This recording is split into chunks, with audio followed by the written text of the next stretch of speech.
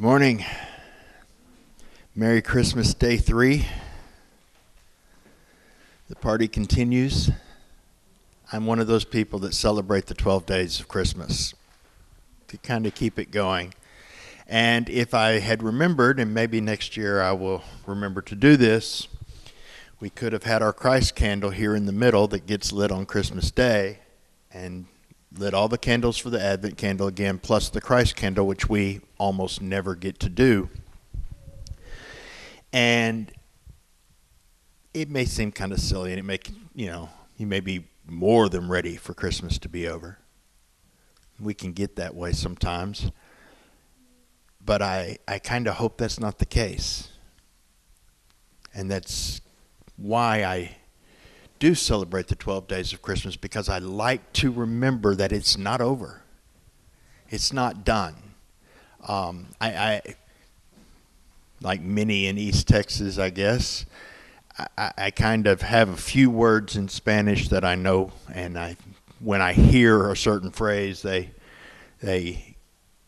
make me think that. So for me, a lot of times Christmas is Christ más, more Christ. I like that. It's not right in Spanish. It's not right in English. It's not what it means, but it works for me. And so I go with that. What it actually has to do with, where the word Christmas came from, was Christ's Mass. It was the Mass, or a gathering of worship dedicated specifically about Christ, about Jesus. I like that. The truth of the matter is, we ought to have about 52 Sundays a year that are Christ's Masses. And I like that we did more Christmas music today. But that we went to one that could be an Easter song, because I think every gathering of worship should be a time of celebration that Christ has come, and a remembrance and a celebration that he died and that he rose. And then that final song is what happened after that, what is happening after that, and what will continue to happen after that. The angels circling the throne crying holy, and we get to join in their song. Because Christmas is just a worship of Christ. That's what it really is. That's what it really means. Christ's Mass. Gather together, worship, and glorify Christ because he has come. And it's not over, but it is easy to get distracted from that. If you look at that second chapter of Luke, we get several cases of it. The angels came to the shepherds. We've heard it a bunch this year. Hark the herald, angels sing. Glory to the newborn king. The shepherds said, hey, let's go check this out. They ran into Bethlehem and they told some folks. That was probably easy to do, because I'm 99% sure that Mary and Joseph and Jesus weren't alone in that stable. Bethlehem was packed. It wasn't just for them that there was no room. Probably everywhere that offered any shelter whatsoever that people could cram into, they were in. And we know they got to talk to some people, because it says they marveled at what the shepherds told them. They marveled at it. They didn't necessarily believe it. And what we don't see is when Jesus starts his ministry, 50% or more of Bethlehem running around going, yeah, this is the Messiah, because we know the angels came 30 years ago. No, even his parents and his brothers and sisters thought he was crazy, because they had already kind of gone, I don't know. This isn't quite what I expected. This isn't quite what I thought.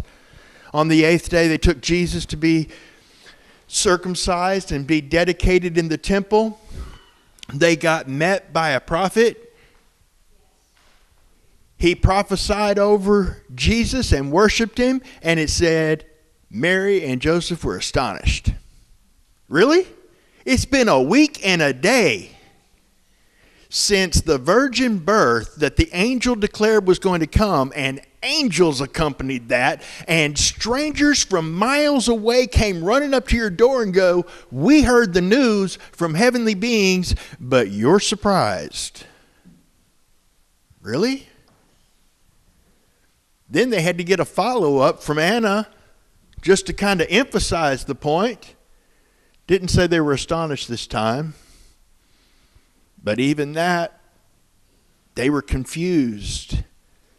12 years later, when he said, I have to be about my Father's business. And we can kind of slam them on that. But see, that's human nature. That's us. That's why it would be a good idea to have the candle lit, to remember that the light is still there, because we can get distracted so easily and so forget. Because how many examples of the grace of God have we seen? How much glory of God has been evident? How many times have we seen God move miraculously so that we can say, I know that Jesus came and he is Lord. And then something happens and we're astounded. What? Really? Why? He's been doing this for 2,000 years. You're still surprised? Something happens and our world is shaken and we're afraid because we don't know what to do. Hey, he's still God. He's still King. Christ has come. God is with us. Not was with us. Is with us. So I like to continue so that I don't forget so easily. So it's not like, here's a day, pack it away, and forget until next year. Because Jesus didn't come and be born in a stable and disappear. And he also didn't stay in the stable. But he continued. And we continue. And the light has come.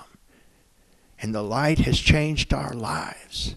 And now we are a part of the light to the world. But in order to do that, we have to remember to worship Christ together and alone, in word and thought and deed, in who we are and what we are, because of who he is and what he has done. Because he came, and because he died, and because he rose, because he's alive. He is here. He is the light. And Christmas is not over. And Easter still matters today.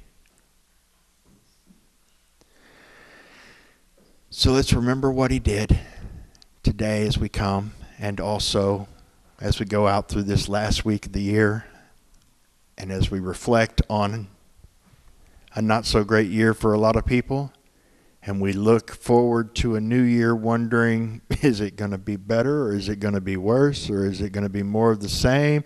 I don't know.